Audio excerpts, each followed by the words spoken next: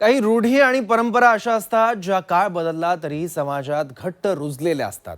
पतीच्या निधनानंतर महिलांनी सजू नये, कुंकू लावू नये, बांगड्या घालू नये अशा अनेक बंधनांचा भार वर्षानुवर्ष महिलांवर टाकला गेला.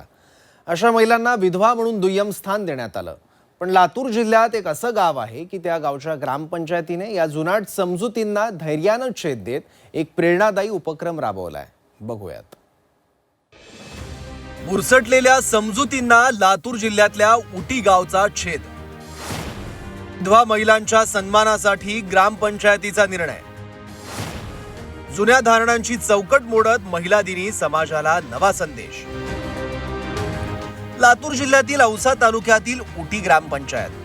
या ग्रामपंचायतीने समाजातील गैरसमजुतींना छेद देणारा एक धाडसी आणि प्रेरणादायी निर्णय घेतलाय.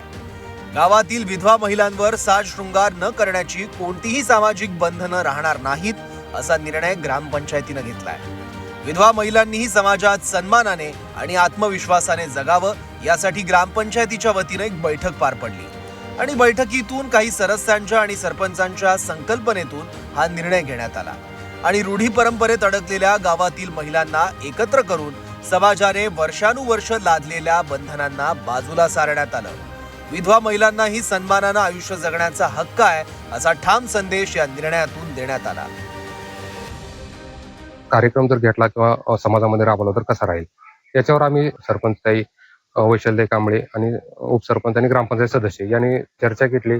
मासिक सभेमध्ये ठराव घेतला. मासिक सभेमध्ये ठराव सर्वांमध्ये मंजूर करण्यात आला. त्याचबरोबर महिला सभा घेतली आणि ग्रामसभा घेतली. ह्याच्यामध्ये ठराव मंजूर केल्यानंतर हा कार्यक्रम घेण्याचा आमचा आयोजित असं ठरलं. त्याच्यामध्ये विधवा महिलांचा सन्मान आला. पण हा निर्णय घेतला खरा, पण समाजाची मानसिकता कागदी निर्णयांनी बदलत नसते. त्यासाठी प्रबोधन लागतं, ज्यात महिलेची विधवा ही ओळख थेट पावित्र्याच्या संकल्पनेशी संबंधित आहे. पण गावकऱ्यांनाही हा निर्णय पटला. तर आपण त्या शहरी वातावरणात वाढलेल्या आणि त्यानंतर त्यांना केमिकल शेतीचा थोडासा वाईट अनुभव आल्यामुळे त्यांनी आपल्या गावाकडे आपल्या मातीशी नाळ जुळण्यासाठी नैसर्गिक शेती अवलंबली चौंदाण्या गावात. पण चौंदाण्या गावात त्यांनी जेव्हा नैसर्गिक शेतीला प्रारंभ केला तर त्यांचं आमच्या तालुक्यात त्यांचं नाव तर निघालं. आमच्या गावाची मानही उंचावली. त्याच्यात नाशिक जिल्ह्यात त्यांचं नाव निघालं आणि एक पुरुषाला लाजवेल असं महिलांनी ते काम करून दाखवलं. नैसर्गिक शेतीचा त्यांनी वाढ खूप चांगल्या प्रमाणात केली. या निर्णयाला गावकऱ्यांनी सकारात्मक प्रतिसाद दिला.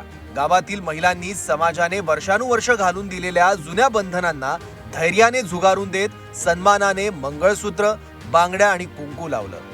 हा क्षण विधवा महिलांच्या आयुष्यातील केवळ साज शृंगाराचा नव्हता, तर आत्मसन्मान, धैर्य आणि नव्या आयुष्याचा स्वीकार करणारा होता. फक्त विधवा ही ओळख पुसून टाकणारा होता, त्यांना आत्मविश्वासाने पुढे नेणारा होता. या एका निर्णयाने त्यांचं आयुष्य बदलून टाकलंय. कारण विधवा महिलांना अनेक अडचणीला तोंड द्यावे लागत होते. त्यांना घराबाहेर पडल्याच्या नंतर खूप अडचणी येत होत्या.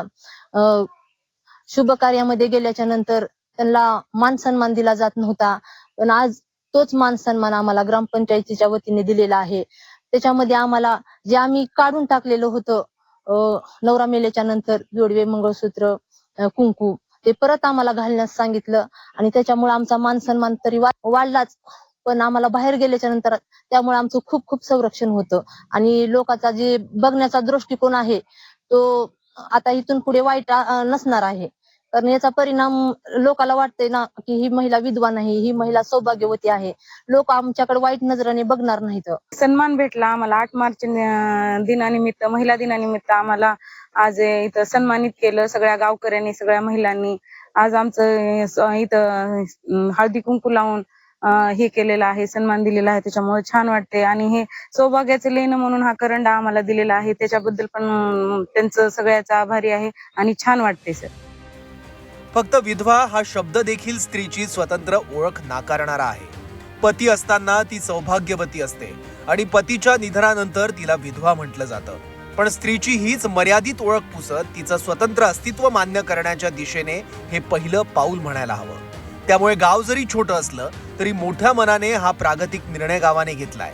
त्यामुळे गावकऱ्यांचं कौतुक करावं तितकं कमी आहे आणि महिला दिन साजरा करण्याचा याहून सुंदर मार्ग दुसरा कोणता असणार.